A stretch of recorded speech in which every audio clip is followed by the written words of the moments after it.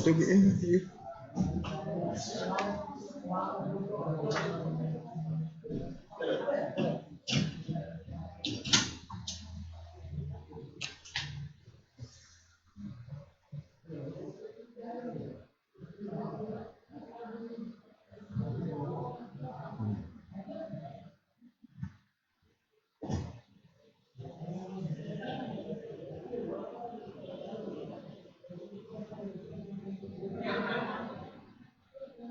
Assalamualaikum warahmatullahi wabarakatuh. Alhamdulillah rabbil alamin wal aqibatu lil muttaqin wala udwana illa 'alal zalimin. Wassalatu wassalamu ala habibina sayyidina maulana Muhammad wa ala alihi wa ashabihi ajma'in. Amma ba'd.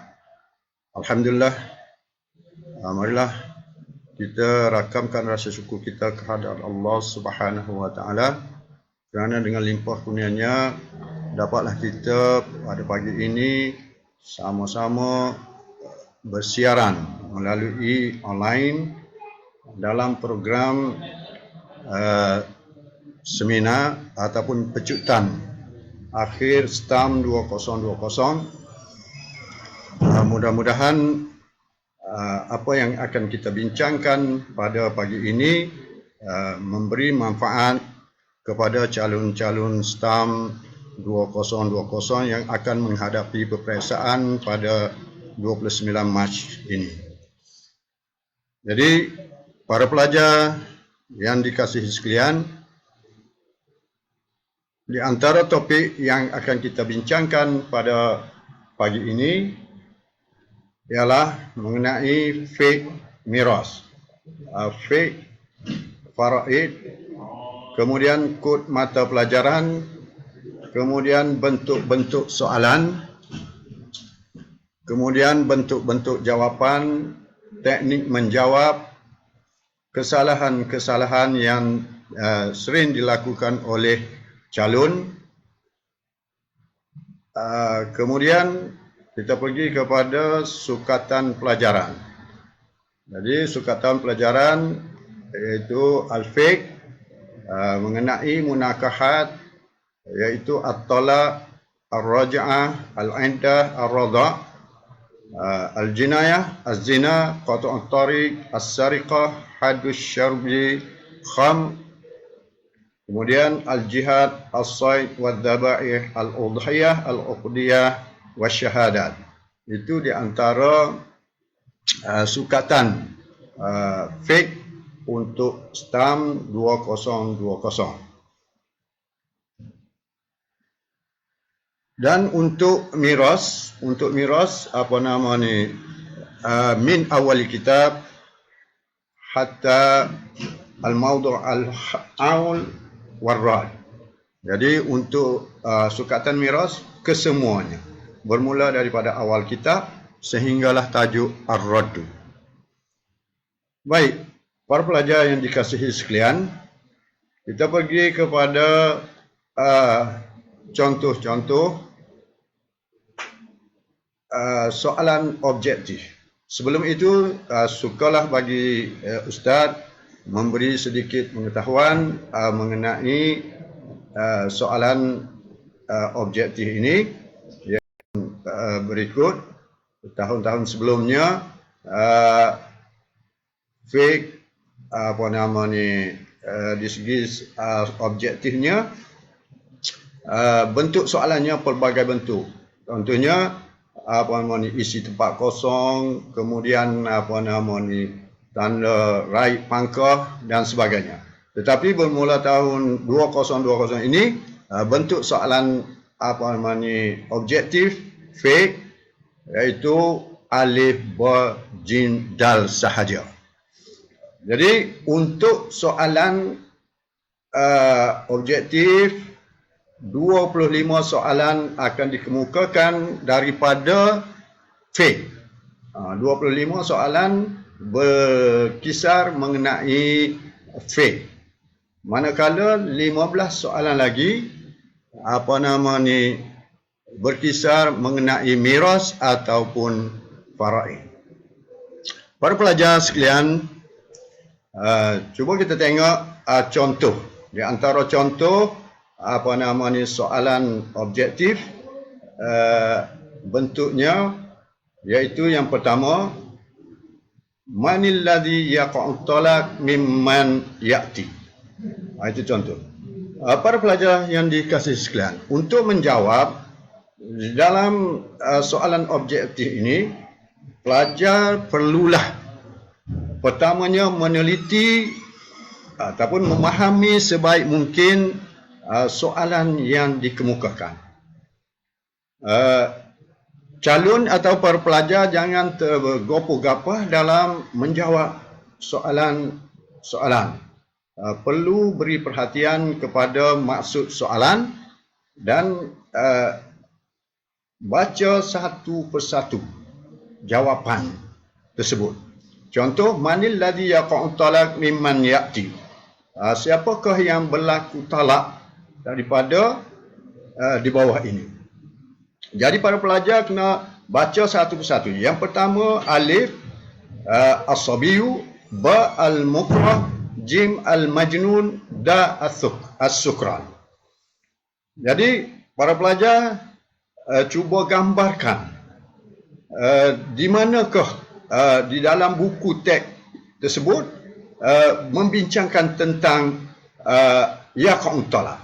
Jadi para pelajar mesti gambarkan bahawasanya tajuk-tajuk yang dibincang pada masalah tersebut. Jadi kalau pelajar nampak, pelajar boleh bayangkan di dalam tajuk-tajuk tersebut, iaitu di sini perbincangan tentang man la yaqa'u talaqahu, mereka yang tidak berlaku perceraian. Jadi kita keluarkan mereka yang tidak berlaku perceraian. Mereka yang tak berlaku perceraian ada 4. Contohnya as-sabi, al-mukrah, al-majnun. Jadi apabila alif as-sabi, ba al-mukrah, jim al-majnun, maka ketiga-tiga itu sudah berada di dalam tajuk la yaqa'u talaq. Sekarang ni soalan bertanya tentang yaqa'u talaq. Jadi dengan sendirinya jawapannya ialah dal, as-sukran. Walaupun para calon ataupun pelajar sekalian tidak memahami soalan as-sukran tu maksud apa. Sudah memadai dengan para calon ataupun pelajar sekalian memahami apa yang diperbincangkan tentang berlaku talak dan tidak berlaku talak. Dan untuk jawapan di dalam alif ba jim dal, kalau sebelum pada ni diperiksa, objektif ini diperiksa oleh para pemeriksa yang memeriksa, orang yang memeriksa. Tapi untuk tahun 2020 ini bukan orang yang memeriksa kertas satu ataupun kertas objektif ini. Yang memeriksanya ialah mesin ataupun lembaga. Lembaga iaitu bukan orang. Jin diperiksa tahun ini untuk alif ba jim. Oleh itu, sebab bukan orang yang memeriksa, maka calon mesti berhati-hati dalam menjawab, dalam cara menggores jawapan tersebut, alif ba jim dal. Mestilah jawapan tadi kena jelas supaya dapat dibaca oleh mesin. Baik, para pelajar sekalian, itu di antara contoh alif ba jim dal. Yang keduanya, ayin mimma ya'ti alladhi yahkumu alaihi bitta'zir.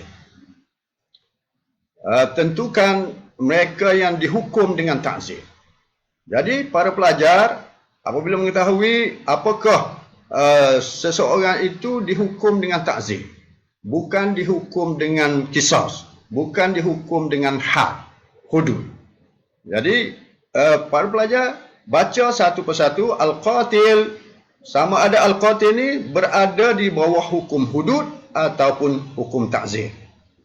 As-sariq sama ada berada di bawah hukum hudud ataupun ta'zir. Az-zaniyah sama ada dia berada di hudud ataupun ta'zir.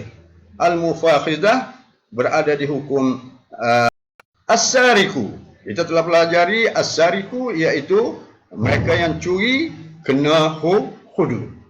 Maka sudah dua terkeluar daripada hukum ta'zir. Az-zaniyah begitu juga dengan az-zaniyah. Az-zaniyah dia kena hukum hudud.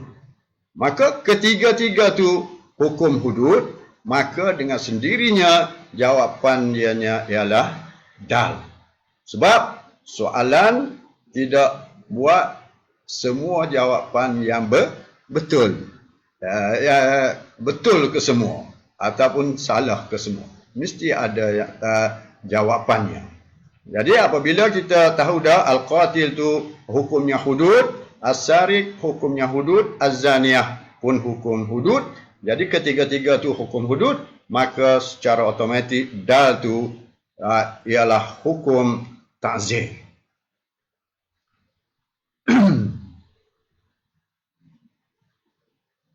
Baik. Yang seterusnya, maza yajibu 'alal mutawaffa anha zawjuha. Az-zaniyah al-ihdad mulazimatul bait isti'malut tib. Jadi ada juga bentuk soalan yang berbentuk dia bagi pernyataan khamsah asyara sitah ini sebagai contoh-contoh bentuk soalan untuk objektif. Jadi sebelum kita pergi kepada kertas 2 untuk pengetahuan para pelajar sekalian, bahawasanya soalan objektif wajib dijawab kesemuanya. 40 soalan. Calon wajib menjawab kesemua 40 soalan. Saya cuba tekankan sebab sebelum ini ada calon-calon yang tidak menjawab sepenuhnya. Ada calon yang tinggal untuk menjawab.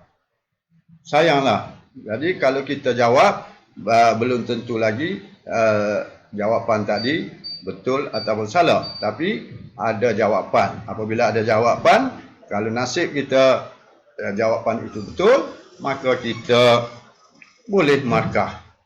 Kalau sekiranya kita tinggal, maka sudah tentu markah akan kosong.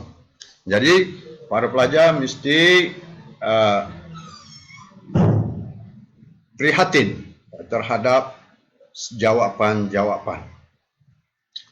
Baik, terus kita pergi kepada kertas 2. Seperti mana yang pelajar semua ketahui, bahawasanya kertas 2 dia ada 5 soalan. 5 soalan besar.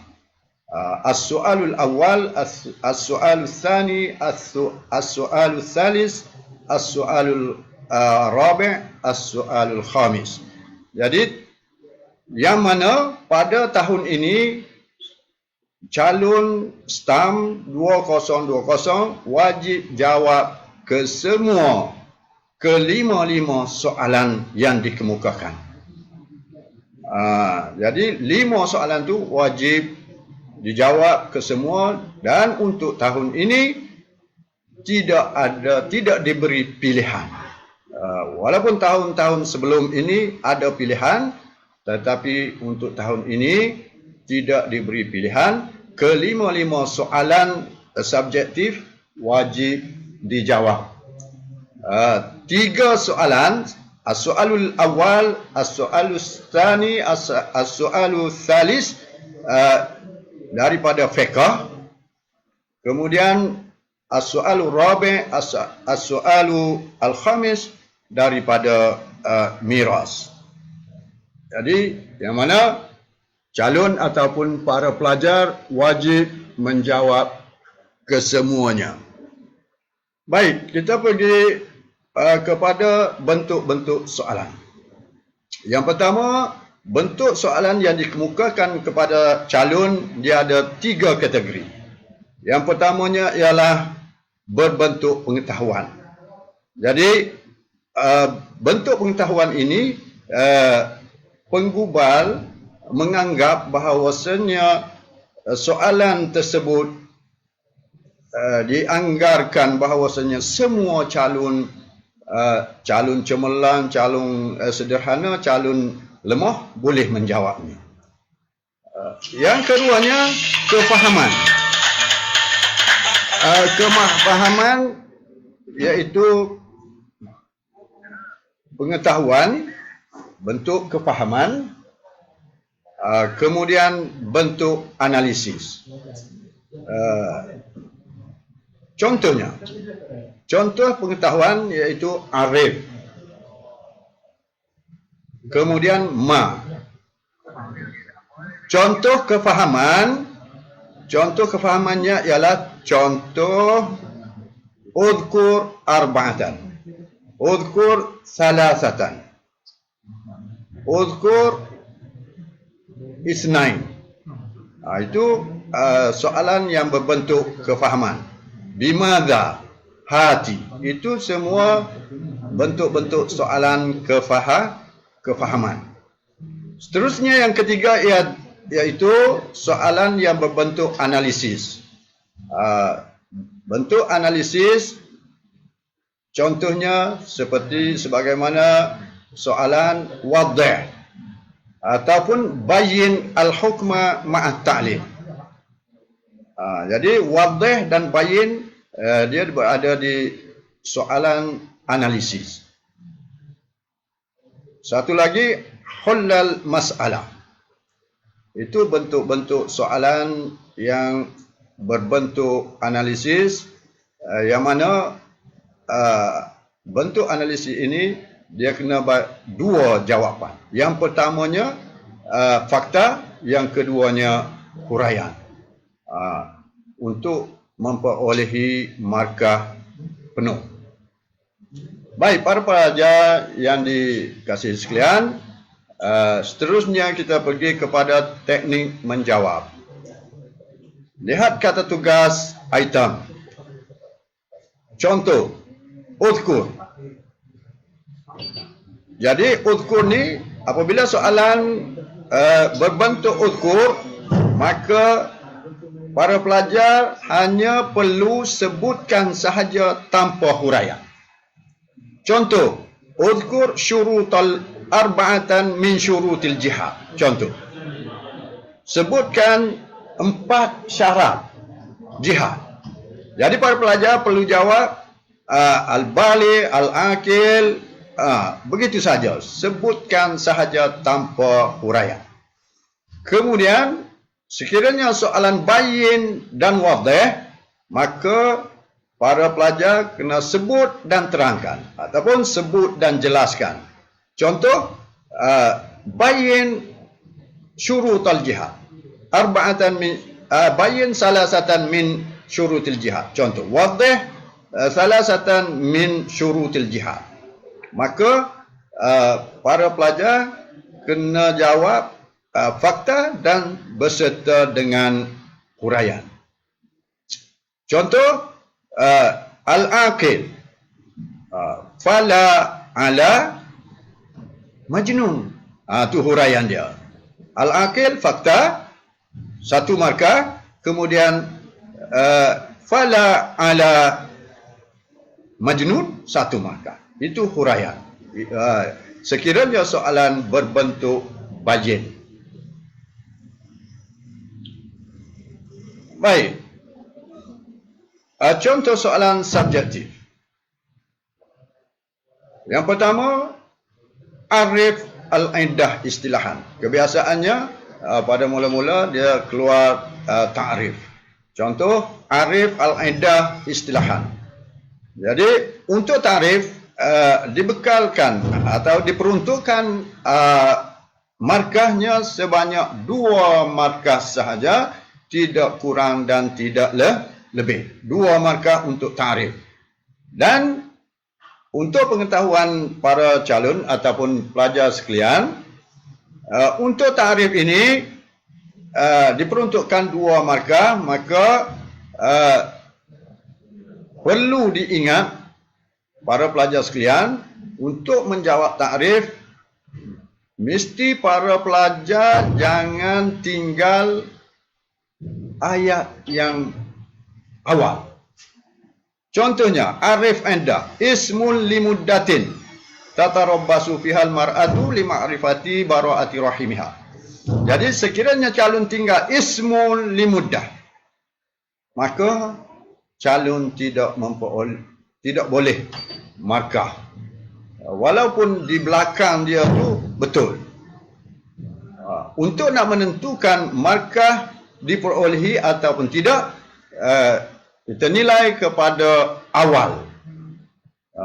Contohnya ismul limuddatin, sudah boleh 1 markah, selebih lagi 1 markah. Tetapi kalau tidak ada ismul limuddatin, ada tatarabbasu fihal mar'atu lima'rifati bara'ati rahimiha aw litafju'iha,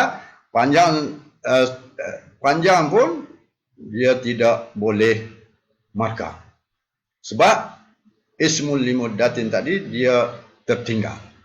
Jadi para pelajar perlu ingat, untuk takrif di awal tu amatlah penting untuk menentukan kita memperoleh markah ataupun tidak.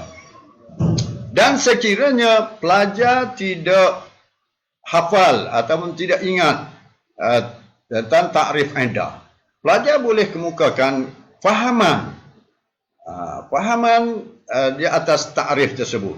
Jadi sekiranya huraian yang diberikan oleh calon ataupun oleh pelajar menggambarkan bahawa dia tu sebagai tafsiran kepada takrif, insya-Allah kita akan terima jawapan tersebut dan kita akan bagikan 1 markah sahaja. Itu untuk takrif. Kemudian seterusnya dalil. Wamal aslu fiha minal kitabi was sunnah. Wamal aslu. Ada soalan berbentuk, dia tanya dalil dengan istilah dia al-aslu ataupun dengan ad-dalil. Al-aslu dengan ad-dalil benda yang sama. Jadi wamal aslu iaitu wamad dalilu fiha minal kitab was sunnah. Dan untuk dalil, kesemua dalil dalam sukatan itu para pelajar wajib ingat ataupun hafal 2 dalil. Yang pertamanya dalil daripada kitab, yang keduanya dalil daripada sunnah. Sebab apa? Sebab dibimbangi ataupun ditakuti soalan tadi menentukan dalil. Contoh, wamal aslu fiha minal kitab sahaja soalan. Ataupun wamal aslu fiha minas sunnah. Jadi soalan tentukan. Jadi apabila soalan tentukan, kalau soalan nak kepada Alkitab sahaja, maka kalau calon ataupun pelajar jawab as-sunnah, maka tidak boleh markah. Bukan salah, tetapi tidak boleh markah. Sebab soalan hendakkan kepada Alkitab. Begitulah sebaliknya. Sekiranya soalan nak kepada as-sunnah, calon ataupun pelajar jawab Alkitab, maka tidak boleh markah. Sebab jawapannya bukan yang diminta. Betul. Jawapan Alkitab, dalil kitab, dalil aidah, betul. Tetapi soalan nak kepada sunnah. Sebab itu saya kata, sekiranya calon ataupun pelajar hafal kedua-dua, Alkitab wa sunnah, maka sekiranya soalan nak kepada kitab sahaja, calon boleh jawab. Dan sekiranya soalan nak kepada as-sunnah sahaja, maka calon boleh jawab juga. Itu jalan yang selamat. Baik. Yang seterusnya, udhkur arba'atan min syuruti wujubil jihad. Jadi biasanya kalau sebut kata uzkur seperti mana yang dijelaskan di awal sebentar tadi, iaitu sebut fakta sahaja. 4 syarat wajib jihad iaitu akil, balik, sihat, lelaki, zukur. Macam tu saja. Sebab dia soalan berbentuk uzkur. Dan apabila soalan berbentuk uzkur, setiap jawapan kita hanya diberikan diperuntukkan satu markah sahaja. Jadi kalau 4 syarat wajib jihad, maka setiap satu itu satu markah. Diperuntukkan satu markah sahaja. Kemudian wadih. Wadih hukmal jihad fi ahdi rasuli wa ba'da wafatihi. Itu 6 darajat. Wadih, apabila sebut kata wadih, dia kena fakta dan huraian. Fakta satu markah, huraian satu markah. Dan di sini dia nak pada 3 jawapan. 3 jawapan berserta dengan huraian. Wadih dia kena jawab 3 jawapan, fakta dan huraian. Jadi setiap satu fakta satu markah, huraian satu markah. Kesemuanya 3 jawapan untuk mencukupi markah 6 markah. Seterusnya soalan didal. Soalan didal ni ramai calon yang sederhana dan calon yang agak lemah. Mereka tidak menjawab di bahagian tersebut. Jadi perlulah saya tekankan kepada calon-calon semua mengenai soalan didal ataupun mengenai soalan hukum. Soalan hukum ini dia nak 2 jawapan. Yang pertama hukum 1 markah, kemudian alasan 1 markah. Alasan kita boleh kemukakan alasan sama ada 3. Yang pertama sama ada kita bagi alasan dengan alasan daripada Al-Quran ataupun daripada Alkitab, ataupun kita bagi alasan daripada Al-Hadis, ataupun kita bagi alasan daripada Al-Ma'qul. Jadi 3 alasan kita boleh kemukakan. Sama ada daripada alasan kita tu daripada Al-Quran, ataupun daripada hadis, ataupun jawapan yang menasabah. Alasan yang menasabah. Contoh. Talaqar rajulu zawjatahu qabla ad-dukhul. Jadi suami cerai isterinya sebelum disetubuhi. Aku terima nikahnya dengan mas kahwinnya sebanyak yang tersebut. Sah. Kemudian dia kata, aku cerai kamu. Itu tanpa setubuh. Jadi apakah hukum? Jadi apakah hukum sekiranya suami menceraikan isterinya sebelum disetubuhi? Di sini 2 jawapan. 1 hukum, 1 alasan. Jadi untuk pengetahuan para calon ataupun pelajar yang dikasihi sekalian, untuk masalah talak, tajuk talak, untuk hukum, untuk didal, soalan didal ni hanya 2 sahaja jawapan yang perlu para calon ingat. Yang pertamanya, untuk jawapan hukum talak, berlaku talak, ataupun yaqa'u talak, ataupun la yaqa'u talak. 2 itu sahaja jawapan. Jadi untuk tajuk talak, para pelajar perlu tengok. Saya buat kajian kalau sekiranya keluar tajuk talak, untuk dihukum hanya dua saja dia perlu tahu, berlaku talak ataupun tidak berlaku. Kemudian alasan masing-masing. Berlaku talak, alasan sebab apa kita kata berlaku talak, maka kita bagi alasan. Alasan ini para calon tak perlu bimbang sebab alasan ini global. Bukan sahaja di dalam buku sahaja, tetapi kita gunakan alasan yang munasabah daripada jawapan kita tersebut.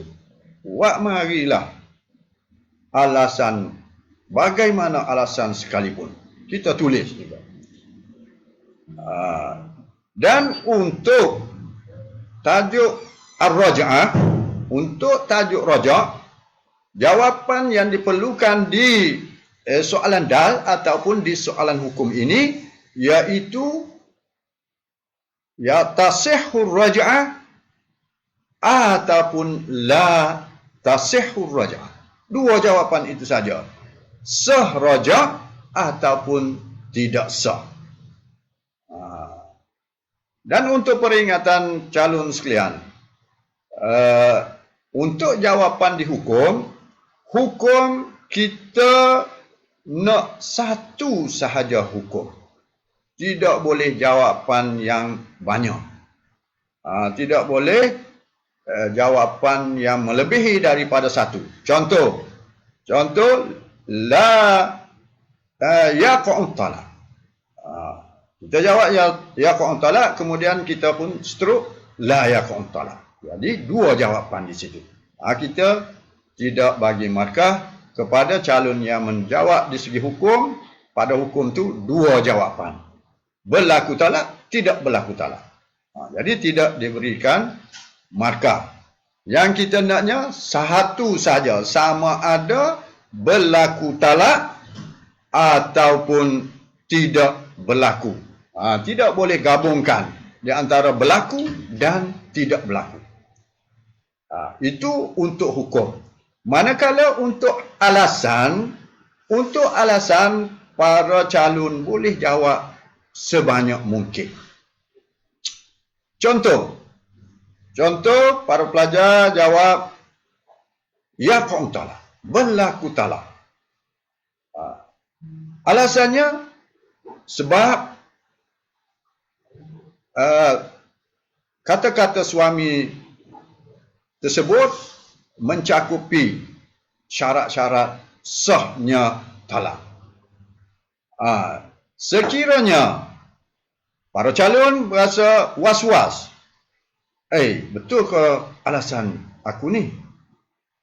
Boleh para pelajar buat strok, kemudian jawab alasan lain. Boleh dibenarkan banyak alasan. Tetapi perlu ingat, hukum hanya satu sahaja.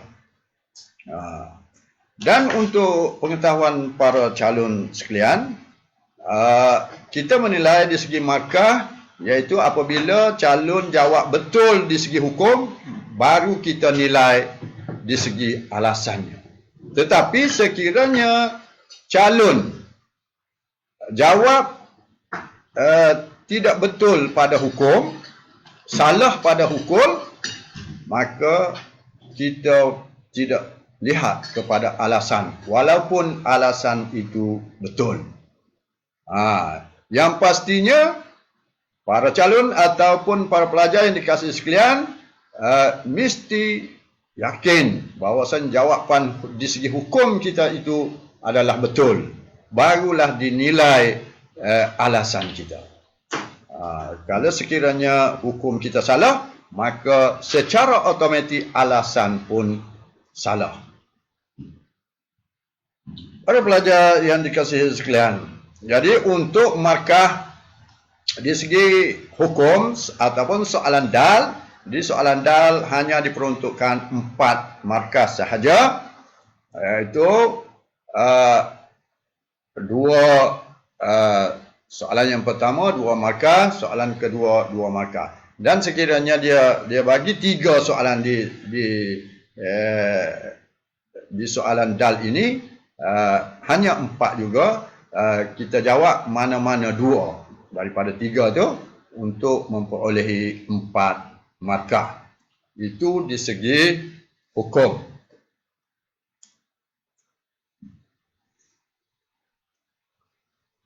Jadi di sini, talaqar rajulu zaujatahu qabla dukhul. Suami mencerai isterinya sebelum tubuh, jadi jawab hukumnya ialah la iddata 'alaiha. Jadi kita pergi kepada syarat.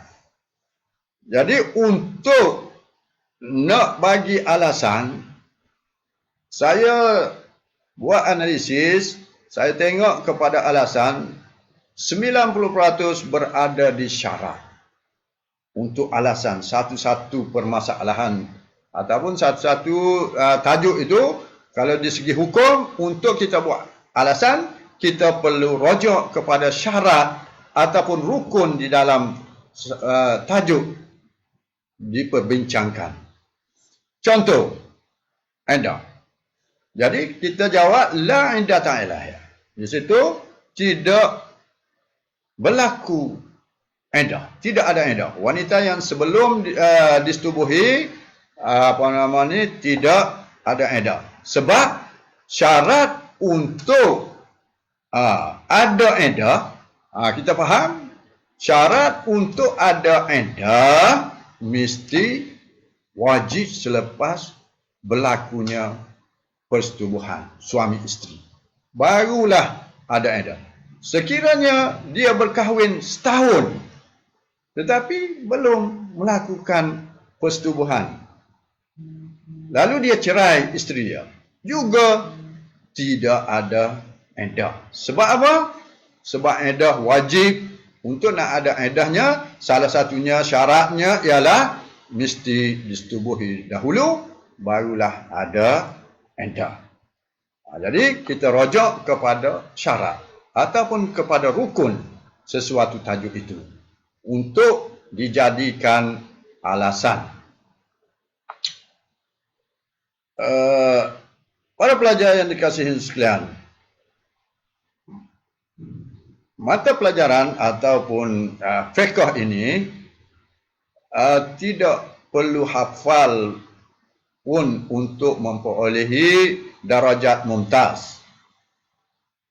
Yang perlu hafal hanya 2 saja, iaitu ta'rif dan dalil sahaja. Yang lain, calon atau para pelajar hanya baca dan faham sahaja fiqh ini. Jadi kalau sekiranya calon ataupun pelajar yang dikasih sekalian baca habis boleh 5 kali sukatan kita itu, insya-Allah saya yakin para pelajar akan memperolehi darjat mumtaz di dalam fiqh. Sebab fiqh ini adalah faham. Baca dan faham, insya-Allah calon boleh menjawab dengan baik. Cuma yang perlu hafalnya ialah ta'rif dan dalil saja. Dan untuk peringatan kepada calon ataupun para pelajar sekalian, untuk ta'rif, semua ta'rif dan dalil, tajuk 12 tajuk sukatan kita di segi fiqh itu mesti pelajar semua kena hafal ataupun kena ingat. Sebab kalau kita buat analisis di segi soalan, mesti ada tidak 1 ataupun 2, mesti keluar soalan yang berbentuk ta'rif dan dalil. Jadi sekiranya kita hafal semua 12 ta'rif dan 12 dalil daripada sukatan kita itu, sudah pasti calon sudah boleh mengumpul markah sebanyak 4 markah ataupun 6 markah untuk dalil dan ta'rif sahaja. Baik, para pelajar sekalian, al-muqtadah an wafat in kanat hailan. iddah kematian suami sekiranya dia tidak mengandung. Jadi sekiranya tidak mengandung, iddah dia ada dua, iddah kematian suami, iddah cerai sewaktu hidup. Jadi sekiranya dia tidak mengandung dan sekiranya dia mengandung. Jadi para pelajar calon kena memahami iddah-iddah tersebut. Jadi sekiranya dia tidak yang mati suami, dia tidak mengandung, maka iddah dianya ialah 4 bulan 10 hari. Tapi sekiranya dia tu ingkanat hamilan, sekiranya dia tu mengandung, maka iddahnya ialah biwada'il hamli, sebaik saja melahirkan anak.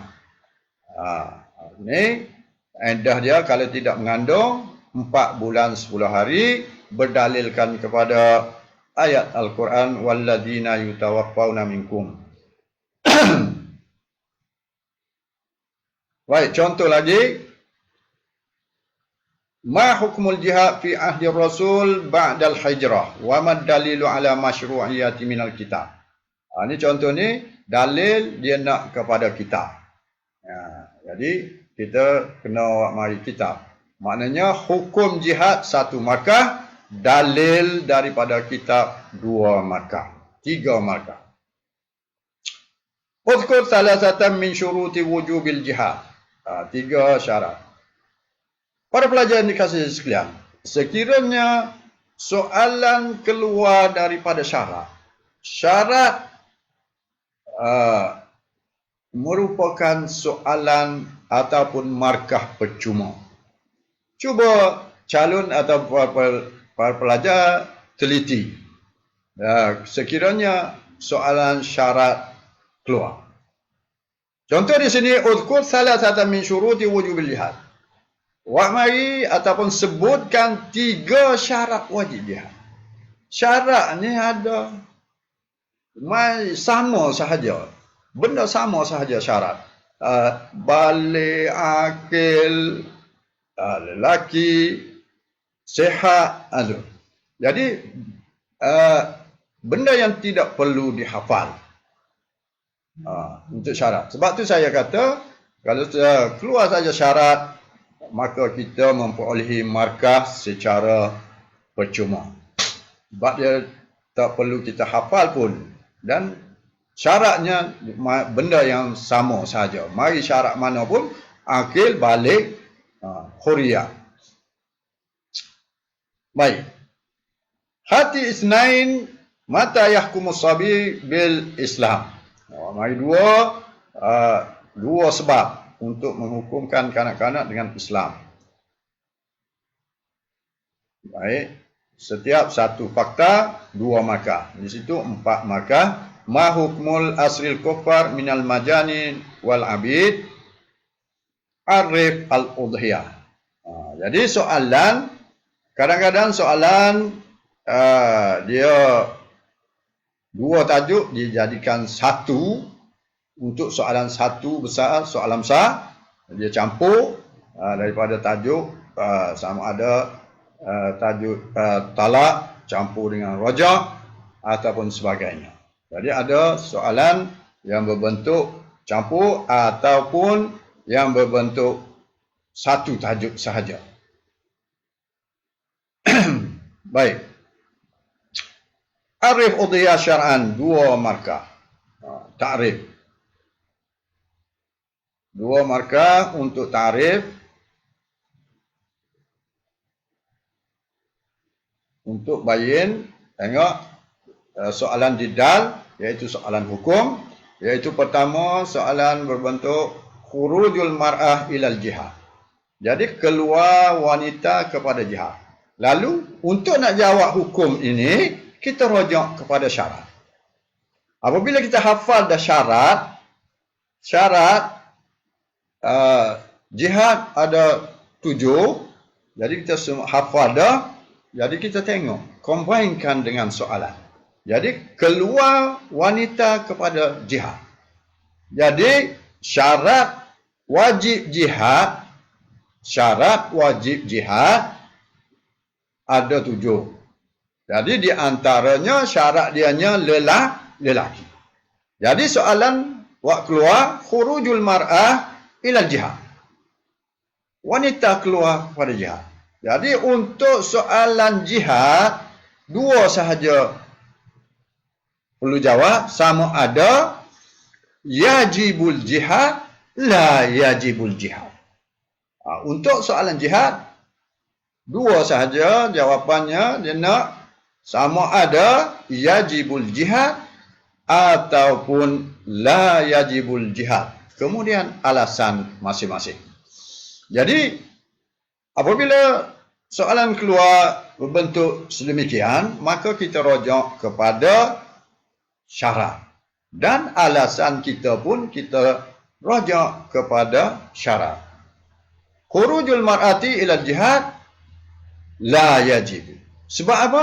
Sebab syarat wajib jihadnya ialah lelaki.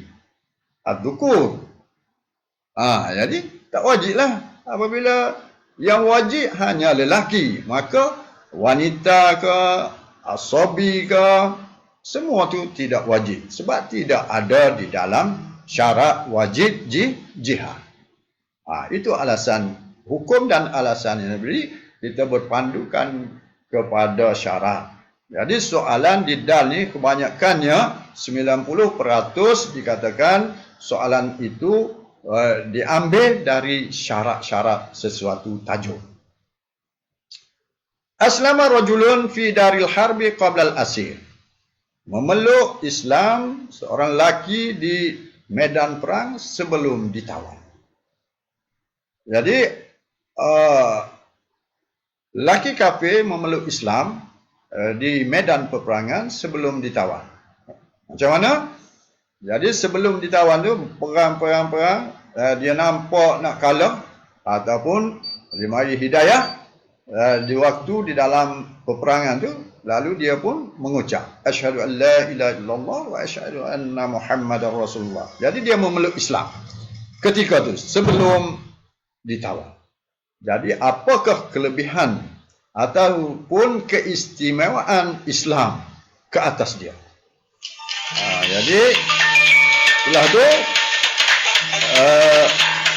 soalan di sini sama sahaja jawapannya, sama ada aslama rajulun fi daril harbi qabla al-asri asiri, ataupun sekiranya soalan buat aslama rajulun fi daril harbi ba'dal asri, sama sahaja jawapannya, iaitu asama ataupun ahraza maluhu wa damuhu wa sigharu auladihi. Sama saja, sama ada qabla ataupun ba'da. Itu para calon ataupun para pelajar yang dikasihi sekalian perlu beri perhatian, perlu memahami dahulu apa yang soalan kehendaki. Baik. Yang ketiga, Duha Muhammadun al-Baqarah maktu'ul udhun. Muhammad berkorban lembu yang terputus telinganya. Jadi kita pun pergi kepada syarat untuk nak berkorban. Di antara syarat dianya tidak boleh, tidak sah berkorban lembu yang cacat. Itu kita pergi kepada syarat dia. Jadi jawapan dia apabila maktu'ul udhun dia kategori lembu itu cacat, maka hukumnya 2 saja di sini untuk tajuk udhiyah ataupun korban, juga 2 dia nak. Sama ada sah korban ataupun tidak sah korban. Ataupun kadang-kadang halalkah korban ataupun tidak halal. Tapi kebanyakannya 90% di bawah tajuk udhiyah, hukum di soalan dal, iaitu dia nak kepada sah korban ataupun tidak sah. Dan sini kita perlu rojak kepada syarat. Syarat mengatakan bahawasanya untuk sahnya korban, maka dia kena binatang yang tidak cacat. Jadi soalan kemukakan bahawasanya Muhammad berkorban lembu yang terputus telinga. Jadi terputus telinga ini dikategorikan dia tu adalah cacat. Jadi apabila cacat, maka hukumnya la tasihhu al-udhiyah. Jawapan dua saja. Sama ada tasihul udhiyah ataupun la tasihul udhiyah. Jadi di sini la tasihul udhiyah sebab apa? Sebab dia tu kurang dah dagingnya. Yang kusullah. Dia kurang dagingnya ataupun para calon jawab rujuk kepada syarat terus sebab syarat sah korban mesti binatang yang tidak cacat. Para calon boleh buat alasan sendiri yang agak munasabah. Jadi apabila munasabah jawapan calon kepada pemeriksa, insya-Allah maka akan diberi. Sebab itu untuk peringatan kepada semua calon wajib menjawab setiap soalan yang dikemukakan. Jangan tinggal kosong.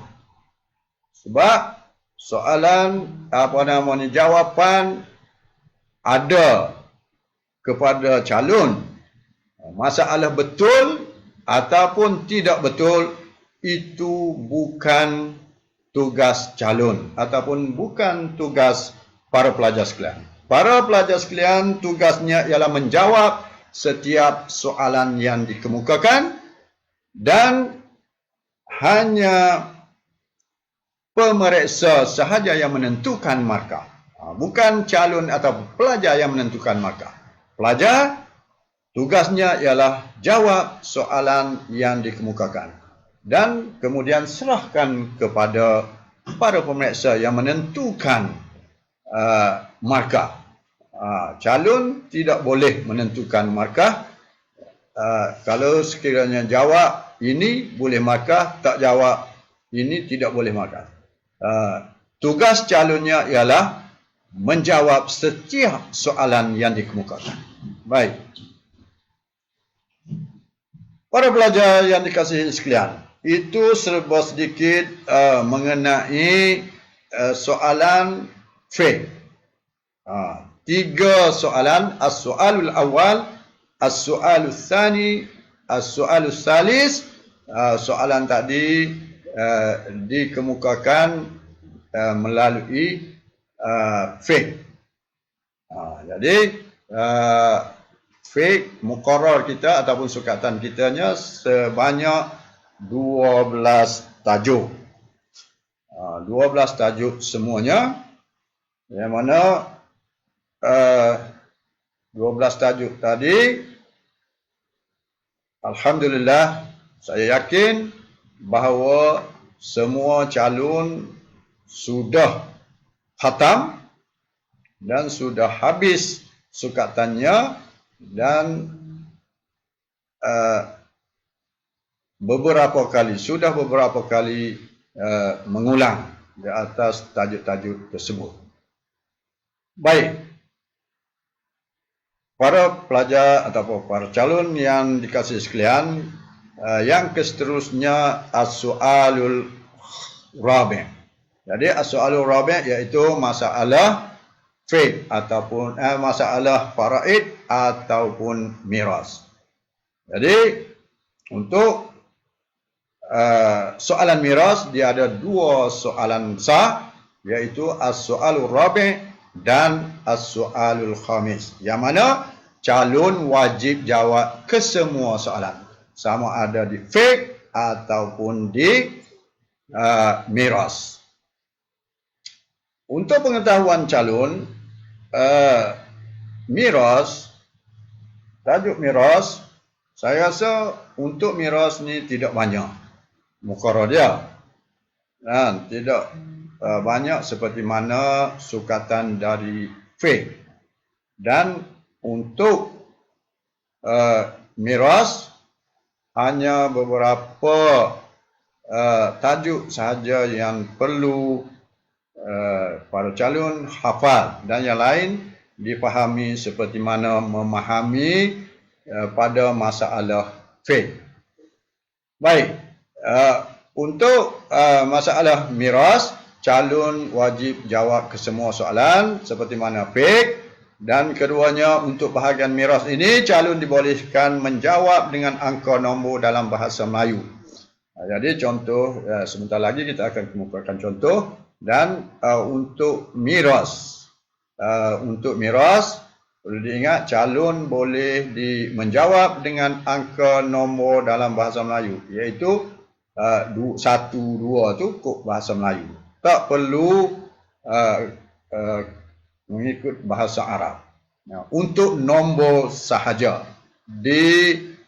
dibolehkan. Baik. Yang ketiganya, calon hendaklah menghafal ashabul furud dan keadaan ahwalnya. Para pelajar yang dikasihi sekalian, untuk miras, lain daripada ta'rif, hikmah dia, perkara yang saya tengok markah banyak juga adalah di ashabul furud wa halatihim. Saya rasa campur dengan kertas 1, campur dengan kertas 2, tak kurang daripada 15 markah berada di ashabul furud sahaja. Jadi para calon ataupun para pelajar kena ambil prihatin, kena hafal ashabul furud dan ahwaluhu. Sebab di dalam pengiraan pun perlu kita ingat kepada ashabul furud wa halatihim, dan untuk jawapan subjektif pun kita perlu kepada ashabul furud wa ahwalihim. Jadi para pelajar perlu ambil perhatian. Kita pergi kepada contoh.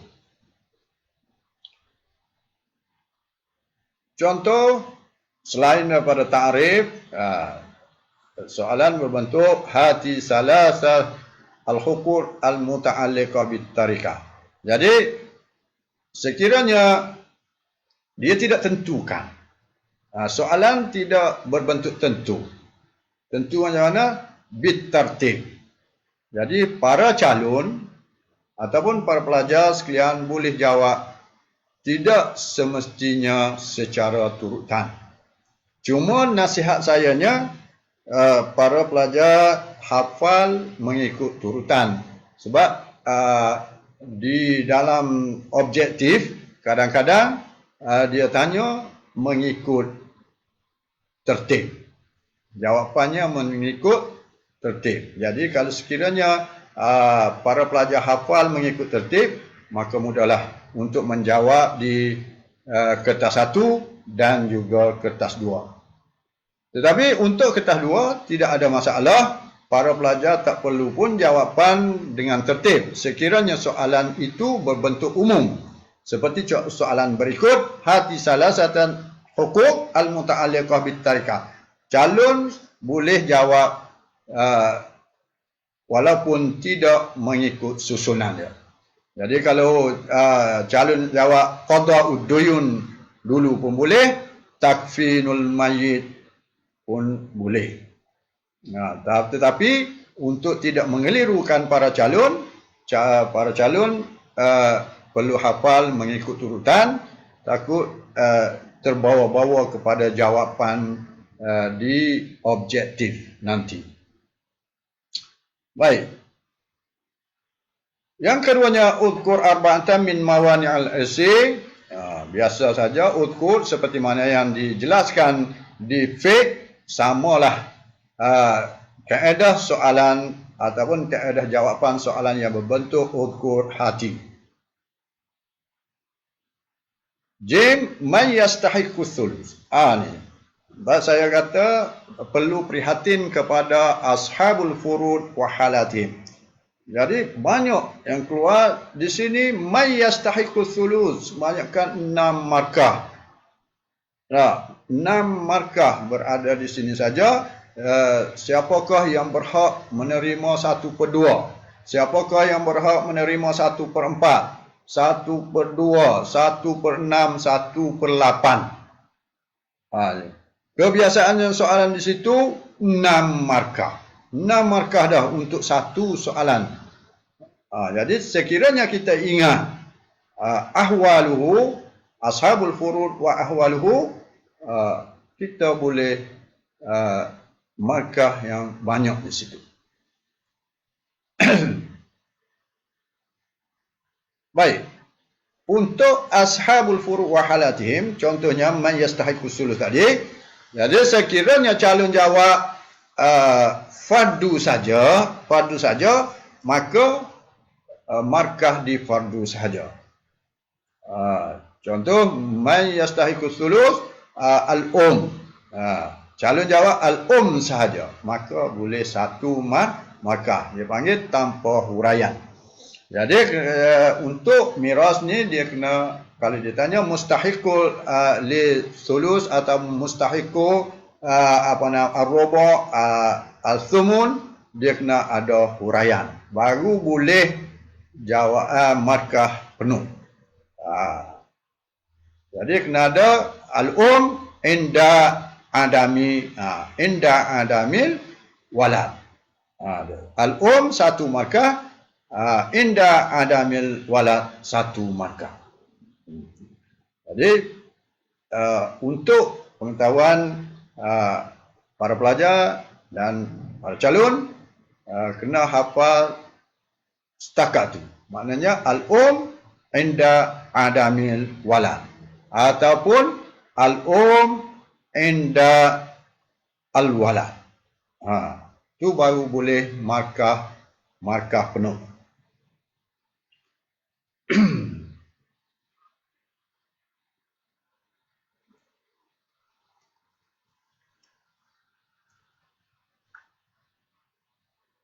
Para pelajar sekalian, seterusnya ialah soalan dal.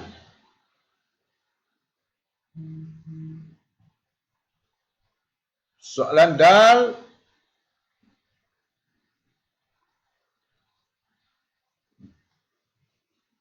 iaitu berbentuk pengiraan, iaitu mata saksun wa taraka wa ab wa ibnu wa bintai.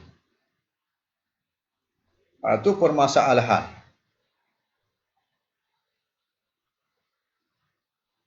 Dan juga berbentuk,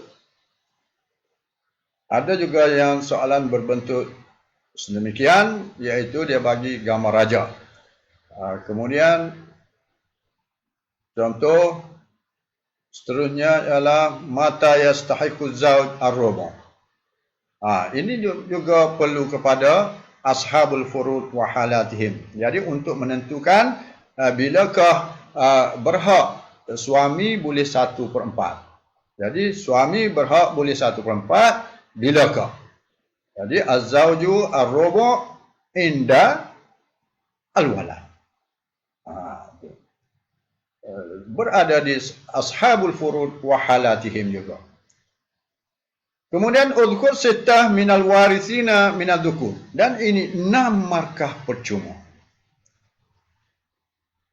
Sekiranya kita kaji soalan yang lepas-lepas, kita cuba analisis soalan-soalan lepas. Untuk soalan subjektif, sama ada di fiqh ataupun di miras, saya rasa soalan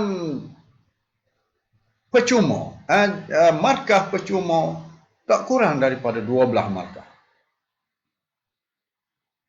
Cuba belajar tengok. Udhkur sittatan minal warithina minad dhukur. Sebutkan 6 pewaris di kalangan lelaki. itu markah percuma. Semua lelaki yang berada di muka bumi ini adalah merupakan pewaris. Jadi dia sebut sebutkan 6 pewaris. 6 pewaris lelaki, anak lelaki, cucu lelaki, ayah lelaki, suami pun lelaki, itu pewaris-pewaris semua. Jadi tidak perlu hafal pun dan jawapannya terlalu mudah dan saya anggap itu sebagai markah bonus kepada calon-calon sekalian. Jawapannya uzkur. Seperti mana yang dijelaskan atas tadi, maknanya ibnul ibni, al-abu, akhun syaki, itu lelaki. Sekiranya dia tanya, uzkur sittatan minal warithina minan nisa. Di kalangan wanita pula. 6 di kalangan wanita. 6 di kalangan wanita, itu lawan dia. Bintul ibni, dan seterusnya. Kemudian soalan seterusnya, bayin salasatan min ahwalil ab. Ini berkisar kepada ashabul furud. 6 markah. Untuk bayin salasatan min ahwalil ab, ab ada 3 keadaan dan perlu kepada penjelasan untuk nak markah penuh. Contoh ahwalul ab ada 3, as-sudus ataupun calon boleh buat nombor daripada as-sudus tukarkan kepada 1/6, tukarkan kepada 1/6 ketika mana? Inda walad.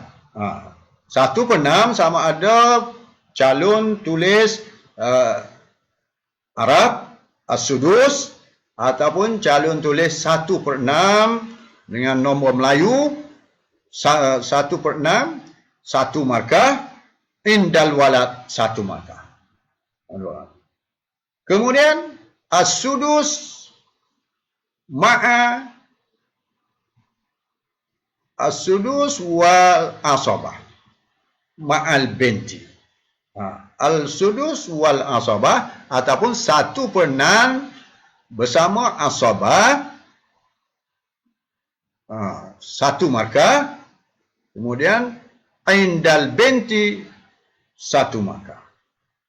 Jadi 2 markah. Setiap satu jawapan itu 2 markah. Sekiranya kita sertakan dengan huraian. Tapi sekiranya kita kata bayan salasatan min ahwalil ab, kita menjawab 1/6, 1/6 campur asabah, kemudian asabah.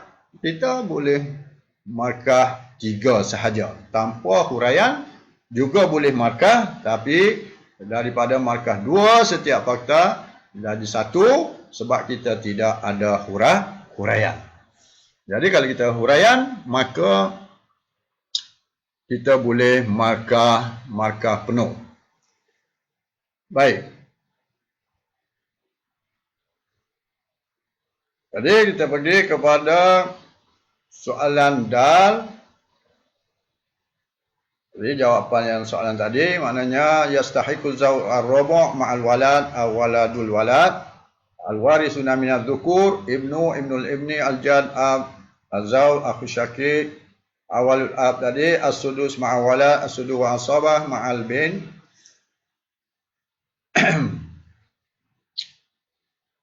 Kemudian ada juga bentuk soalan yang sedemikian.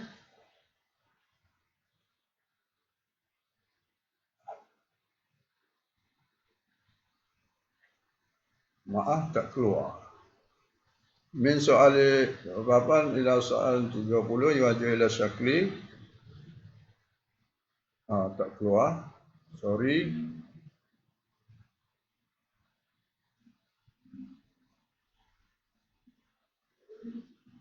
Jadi kita pergi kepada bentuk soalan pengiraan.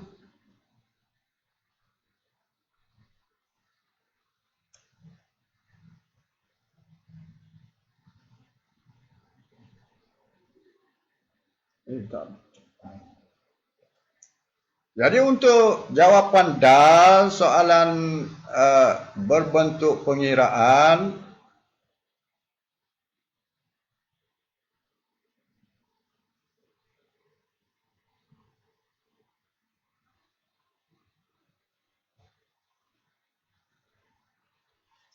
contoh seorang meninggalkan harta tawaffa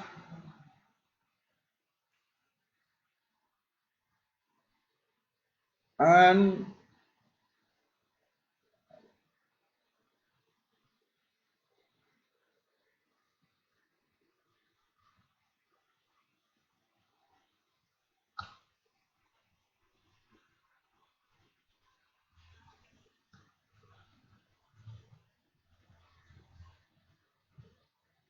maaf tidak boleh keluar di skrin.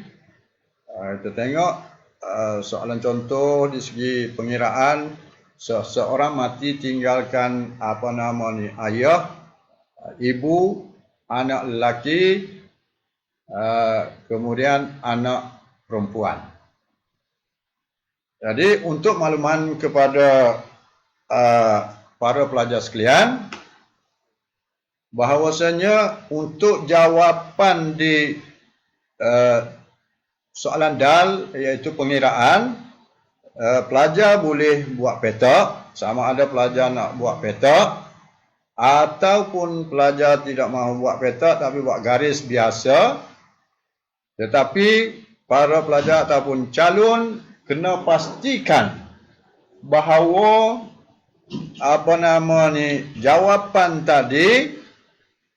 jawapan tadi mesti kolomnya sama. Kolomnya mesti sama dengan jawapan. Tetapi yang terbaiknya para calon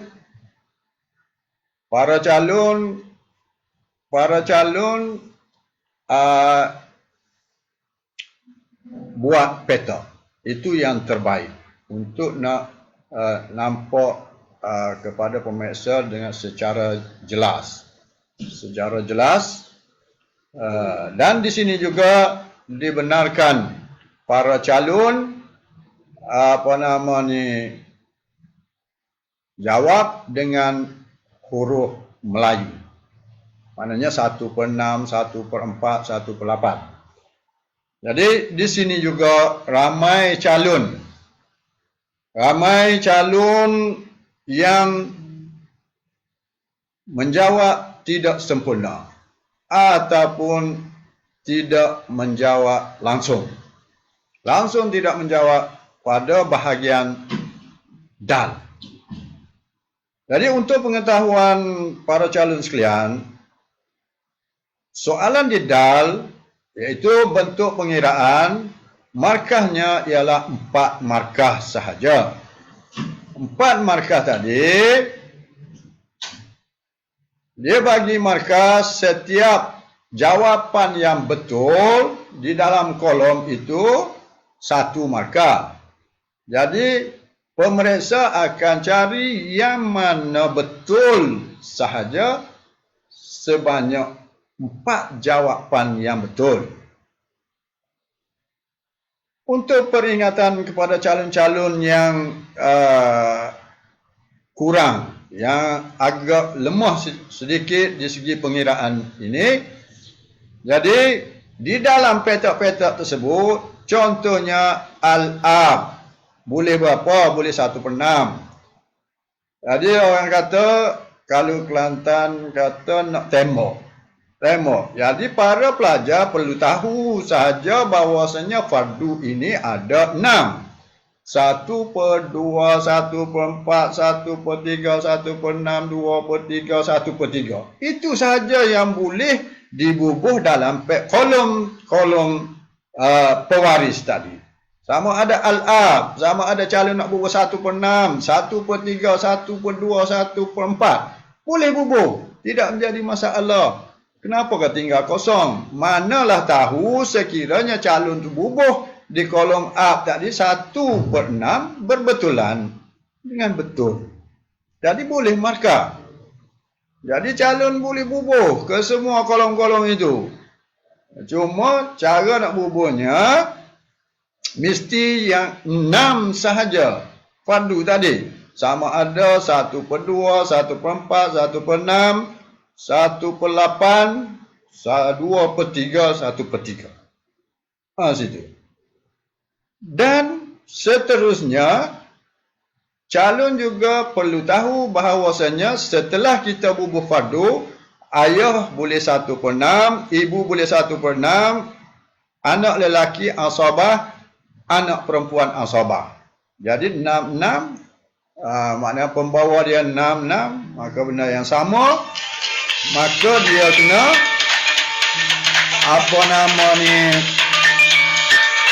dia kena benda yang sama, ambil 1 sahaja, iaitu ambil 6. 6 naik, dia panggil usul masalah. Jadi usul masalah ni, para calon ataupun para pelajar sekalian perlu hafal bahawa usul masalah hanya ada 7 sahaja untuk nak letak di atas ni. Setelah kita bagi fardu kepada ayah, ibu tadi, kemudian kita nak menjadikan dia tu usul masalah. Usul masalah di atas tu hanya 7 sahaja. Sama ada calon nak bubuh 7 tadi, 2, 3, 4, 6, 8, 12, 24. Ini saja yang dikenali dengan usul masalah. Calon boleh bubuh mana-mana. Kalau calon kurang memahami untuk nak kira, untuk nak buat naik usul masalah tadi, bubuh sajalah. Maknanya apa-apa yang 7 tadi. Maknanya 2, 3, 4, 8, 12, 24. Bubuh di atas itu. Mana-mana satu. Manalah tahu sekiranya berbetulan, maka kita juga boleh markah. Sebab markah mengikut kolom yang betul saja. Bukan kata mesti betul jalan pengiraannya start daripada awal sampai habis penyelesaian masalah tadi baru dikira diberi markah, tidak. Markah dikira mengikut kolom yang betul sahaja. Kalau kita bubuh kolom ayah 1/6, betul. Tapi kita bubuh di kolom 1/2 kepada salah. Kemudian anak lelaki kita bubuh asabah, betul. Kemudian kita bubuh anak perempuan 1/3, salah. 2 markah boleh. Dia mengikut apa yang betul saja. Jadi para pelajar tak perlu bimbang dan tak perlu takut untuk menjawab pada soalan dal yang berbentuk pengiraan. Baik, para pelajar sekalian, yang seterusnya saya nak bagi peringatan kepada para calon sekalian mengenai kesalahan-kesalahan yang sering dilakukan oleh calon semasa menjawab soalan quiz. Di antaranya ialah yang pertama, calon tidak memahami kehendak soalan dengan baik. Jadi perlu diingat para pelajar sekalian, para pelajar apabila terima sahaja soalan, faham dulu soalan. Faham betul-betul dulu, barulah mula menjawab. Jangan tergopoh-gapah.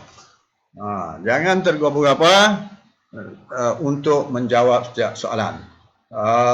Soalan objektif tak perlu bimbang. Masa yang diperuntukkan ialah 1 jam 15 minit untuk jawab 40 soalan objektif. Manakala untuk subjektif 2 jam setengah untuk menjawab 5 soalan besar, 3 soalan di fake, 2 soalan di miras.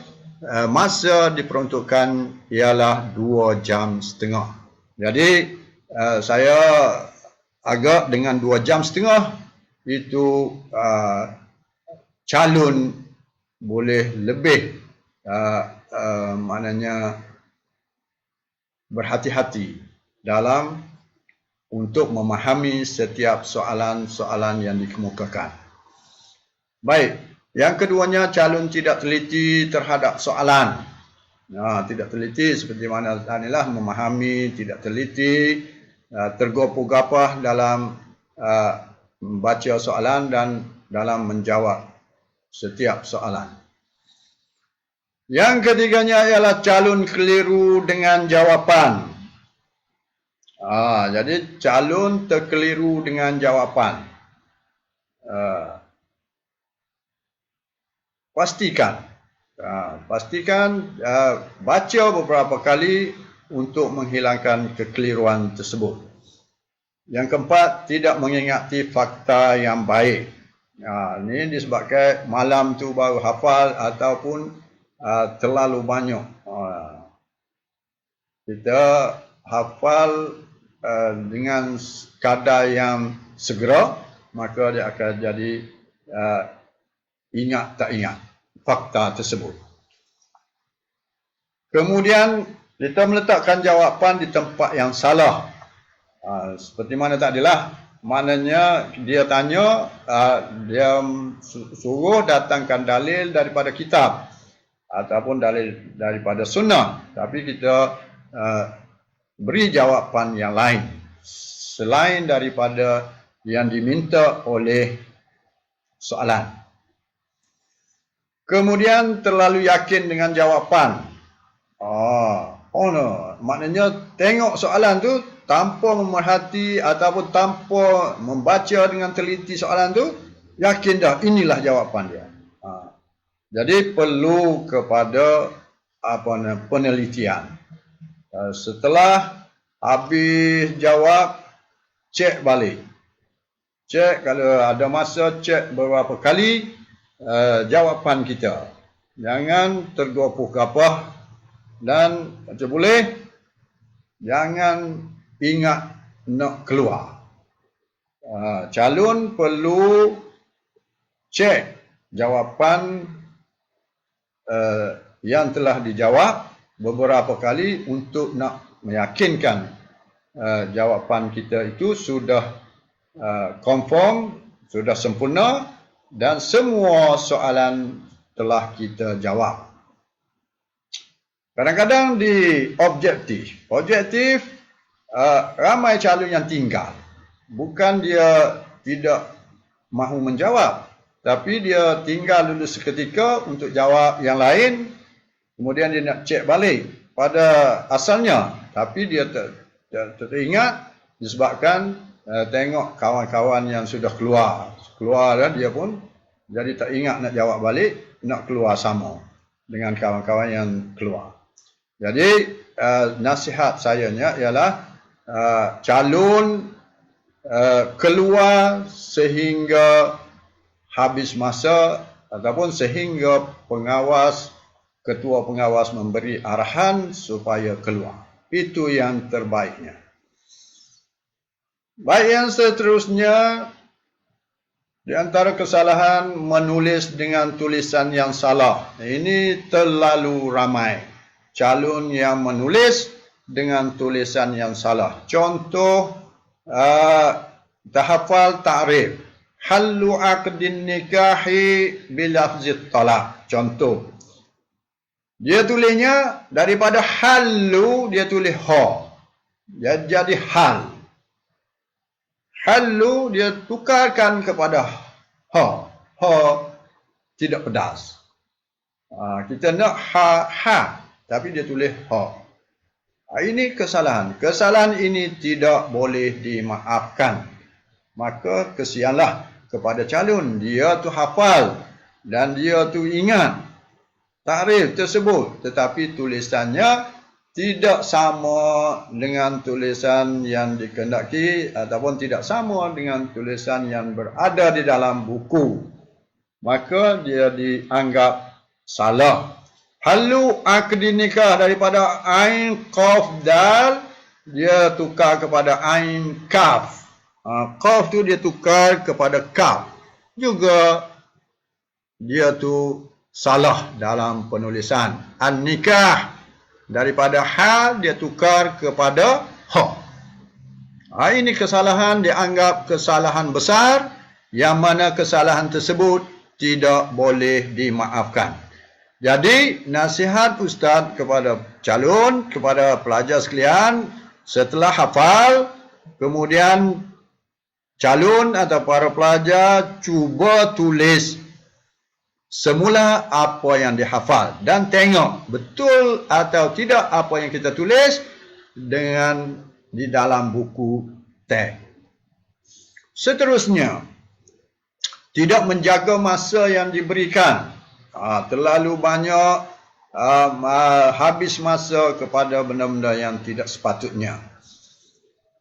Membiarkan jawapan kosong. Ada juga calon tidak menjawab. Saya rasa, saya berpendapat bahawasanya untuk fiqh tidak ada alasan calon tinggal jawapan itu kosong sahaja. Sebab fiqh ini kefahaman. Kita boleh jawab semampu mungkin. Kita boleh tulis apa sahaja. Masalah betul atau salah itu bukan tugas calon. Seperti mana yang saya katakan tadi, tugas calonnya ialah jawab. Jangan sesekali tinggal jawapan kosong. Calon wajib jawab. Jawablah apa sahaja. Yang mungkin takkanlah selama setahun kita mengaji, tidak ada satu pun yang boleh kita tulis. Mustahil. Jadi, kita tulis apa-apa jawapan. Jangan tinggal kosong. Itu nasihat saya. Yang seterusnya menjawab dengan bahasa Melayu. Jangan sekali-sekali menjawab dengan bahasa Melayu. Bahasa Melayu tidak dibenarkan sama sekali. Jadi sekiranya calon tidak ingat apa yang dihafal, jangan diselitkan dengan bahasa Melayu untuk nak mencukupkan ayat tersebut. Calon cuba fikirkan makna yang seerti. Tidak semestinya jawapan kita itu sama apa yang di dalam kitab. Untuk pengetahuan calon, kita terima ayat yang sama erti dengan di dalam buku. Ayat yang sama erti kita terima. Pemeriksa akan terima sebagai jawapan yang tepat walaupun calon tersebut memberi perkataan yang seperti daripada jawapan tersebut. Jadi tak perlu para pelajar tulis dengan bahasa Melayu.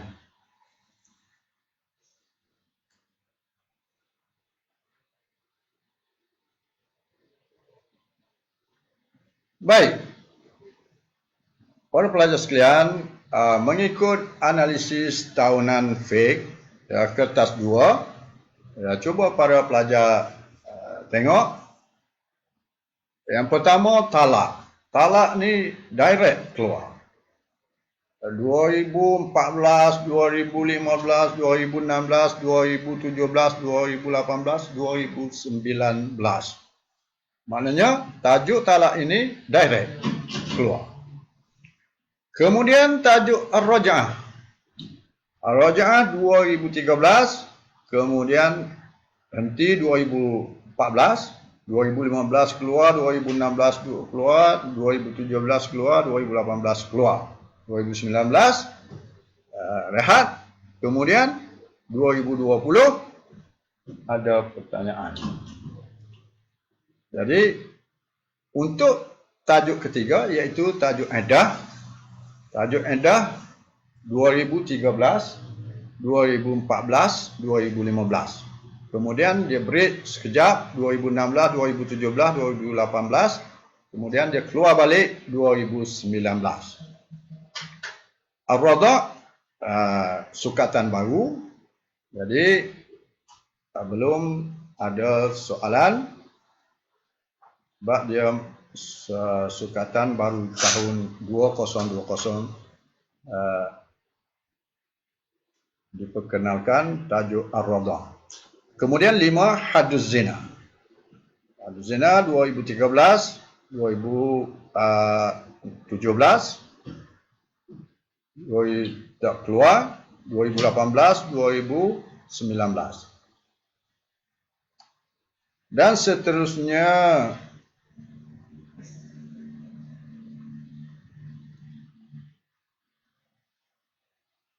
Jadi para pelajar bersama dengan cikgu-cikgu boleh tengoklah, boleh kalau nak support pun bolehlah.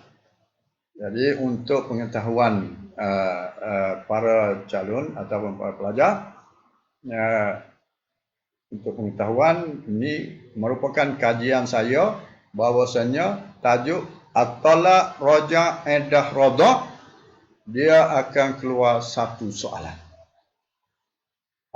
At-Talaq, Ar-Raja', Al-Iddah, Ar-Radha', keempat-empat tajuk itu dia kumpulan sama. Jadi saya rasa dia akan buat satu soalan besar. As-soalul awal berada di talaq, raja', iddah, radha'. Sama ada dia campur ataupun dia tidak campur. Contoh campur, dia campur talaq dengan raja' ke ataupun talaq dengan radha' ke. Jadi dia buat dua tajuk menjadi satu soalan, as-soalul awal.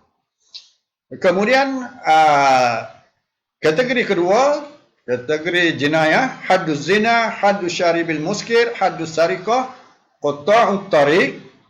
Jadi keempat-empat tu akan keluar tajuk soalan as-soalul tsani. Dan 9 al-jihad, as-sayd wad-dhaba'ih, al-udhiyah, al-uqdiyah. Satu soalan akan menjadi as-soalu salis. Itu kajian saya lah. Dan untuk miras biasanya dia tidak menentu.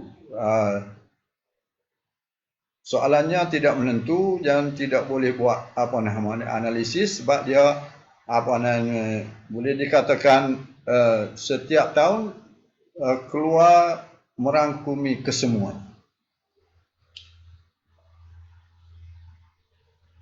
Saya rasa sampai di situ sahaja online kita untuk kali ini, dan memandangkan line pun kurang clear. Jadi pihak Yayasan Islam Kelantan memohon maaf kepada calon-calon semua. Dan sekadar itulah yang dapat saya memberi penerangan pada pagi ini. Sekian, terima kasih. Selamat menghadapi pelajaran dengan penuh kesungguhan dan selamat berjaya di dalam peperiksaan yang akan ditempuhi. InsyaAllah. Aqulu qawli hadza wa astaghfirullahaladzim wa lakum. Wassalamualaikum warahmatullahi wabarakatuh.